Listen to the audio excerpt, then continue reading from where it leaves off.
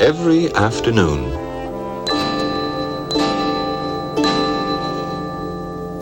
As they were coming from school, the children used to go and play in the giant's garden.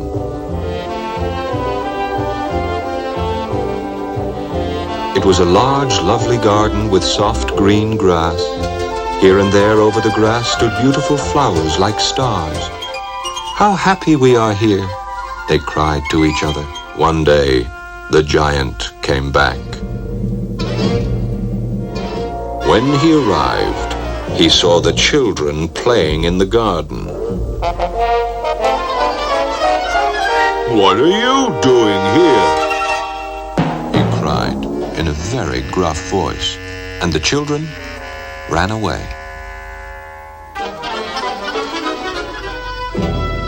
"My own garden is my own garden," said the giant. "Anyone can understand that, and I will allow nobody to play in it but myself."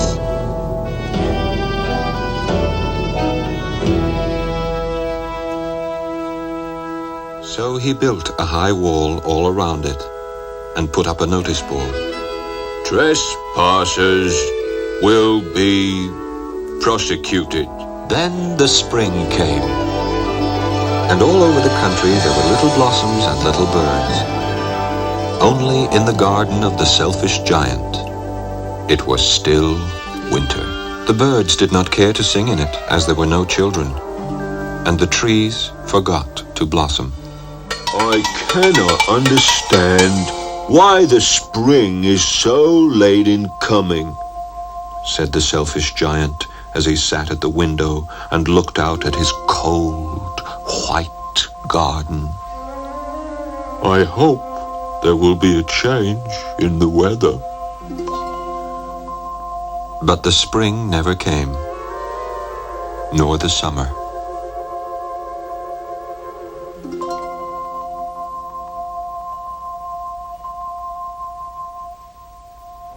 One morning, the giant was lying awake in bed when he heard some lovely music. And he jumped out of bed and looked out. What did he see? He saw a most wonderful sight. Through a little hole in the wall, the children had crept in, and they were sitting in the branches of the trees. In every tree that he could see, there was a little child. And the trees were so glad to have the children back again that they had covered themselves with blossoms and were waving their arms gently above the children's heads. The birds were flying about and twittering with delight, and the flowers were looking up through the green grass and laughing. It was a lovely scene, only in one corner it was still winter. It was the farthest corner of the garden, and in it was standing a little boy. He was so small that he could not reach up to the branches of the tree, and he was wandering all around it, crying bitterly. The poor tree was still covered with frost and snow, and the north wind was blowing and roaring above it. "Climb up, little boy," said the tree, and it bent its branches down as low as it could. But the boy was too tiny, and the giant's heart melted as he looked out. "How selfish I have been," he said. "Now I know why the spring would not come here. I will put that poor little boy on the top of the tree, and then I will knock down the wall, and my garden shall be the children's playground forever and ever."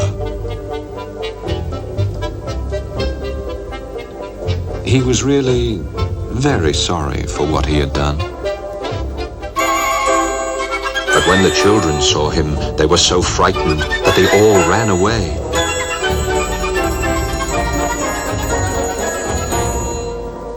And the garden became winter again.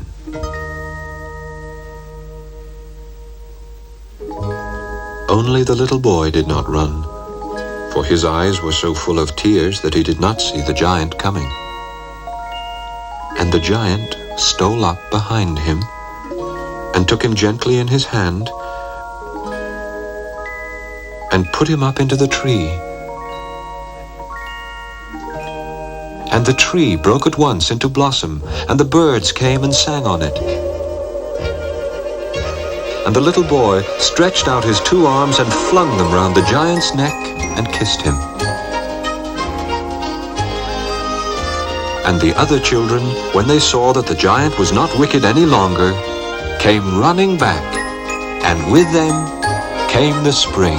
"It is your garden now, little children," said the giant, and he took a great axe and knocked down the wall.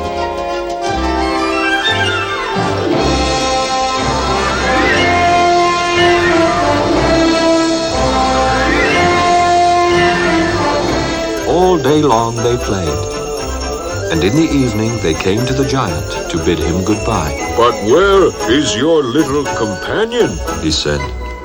"The boy I put into the tree." The giant loved him the best because he had kissed him.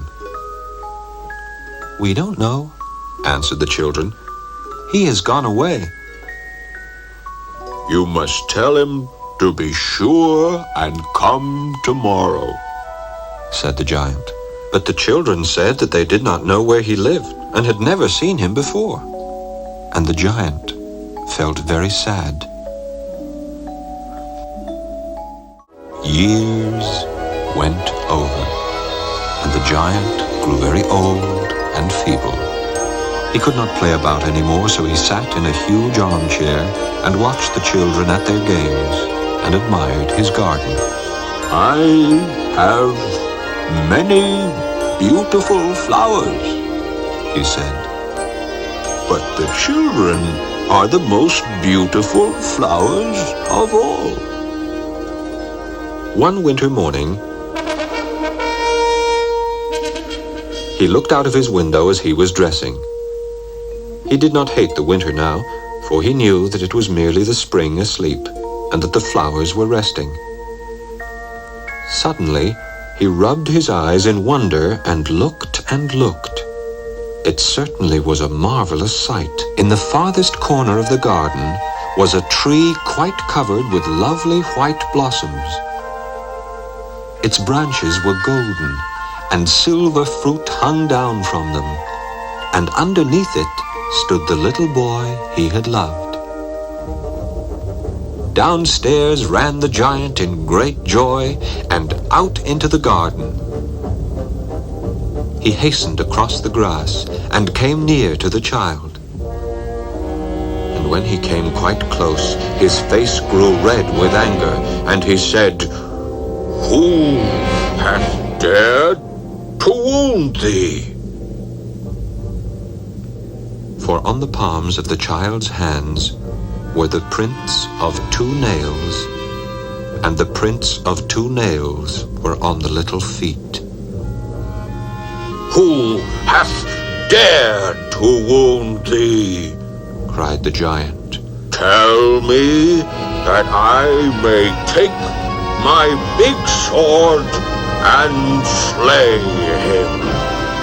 "Nay," answered the child, "but these are the wounds of love." "Who art thou?" said the giant.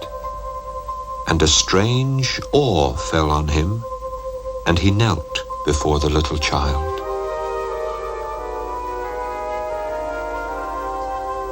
And the child smiled on the giant and said to him, "You let me play once in your garden. Today you shall come with me to my garden, which is paradise."